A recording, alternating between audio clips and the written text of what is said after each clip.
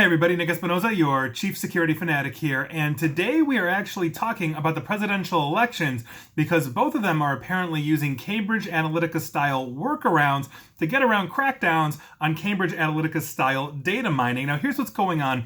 This is really fascinating. It's coming from MSN, and this is really, I just think everybody needs to know about it. Now, Facebook, if you recall, barred apps that scrape data essentially from users as well as their contacts after revelations of the now defunct Cambridge Analytica came to light. That was a whole thing in 2018. It was a complete mess.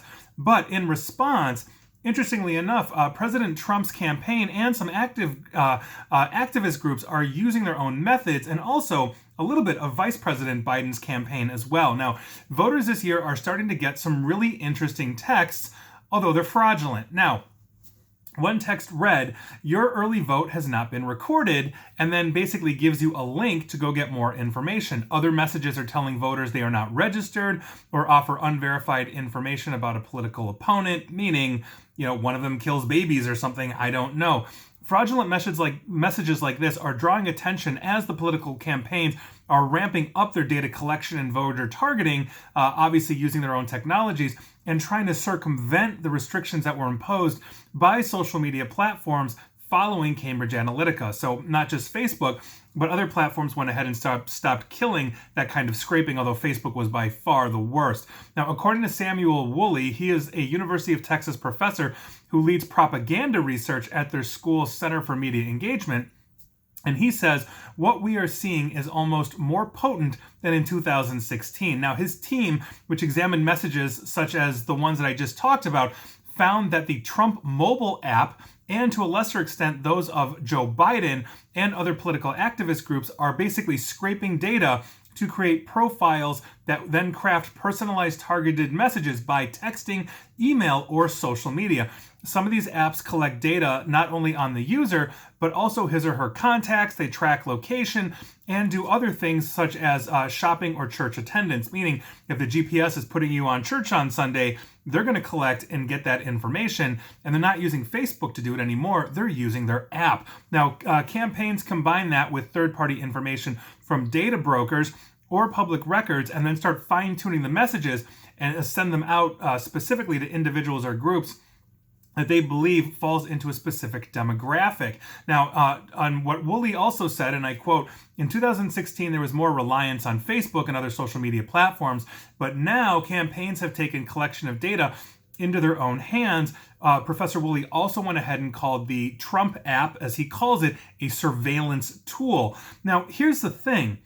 This is actually being done without people's consent.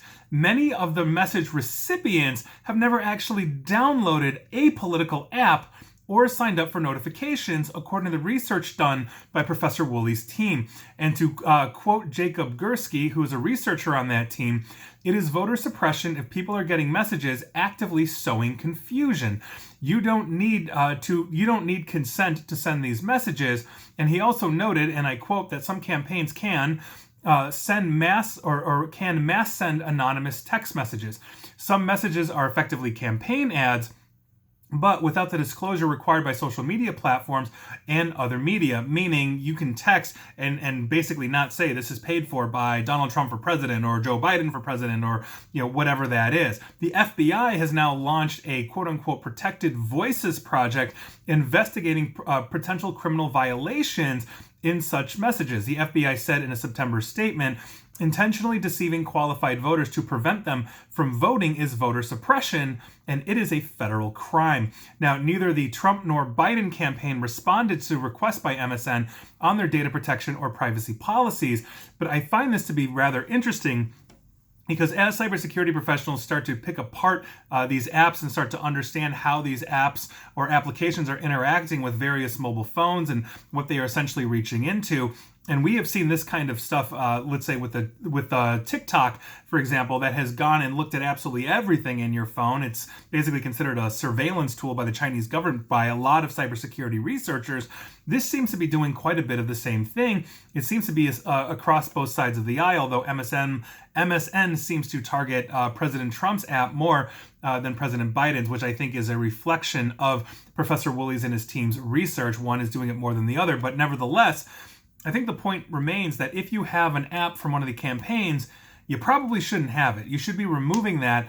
And also, if you're signing up for any kinds of lists to get on there, make sure that you understand if you are signing up to be on a list for President Trump or Vice President Biden, whoever you support in this campaign, they are going to start sending you messages. They're going to start data mining you. And if they've got apps on you, they can actually track your locations and start building profiles on you, on where you shop, what you do, what church you belong to, or if you don't belong to a church, and on and on and on. So I think this is something that we need to really understand, because as we are looking at social media platforms and just been completely aware in the last few years of just how deeply just insane the data mining has been on social media, we're now letting the apps do it.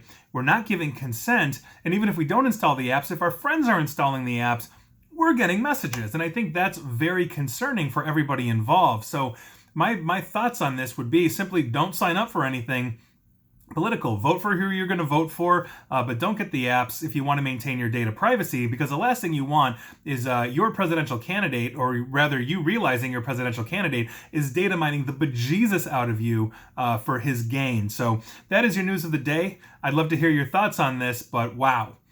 This is going to be a crazy election any way you cut it. And please like, share, follow me here on Facebook and Twitter at NickAESP. And please feel free to subscribe to me at YouTube as well. And as always, stay safe and stay online. Thanks, everyone.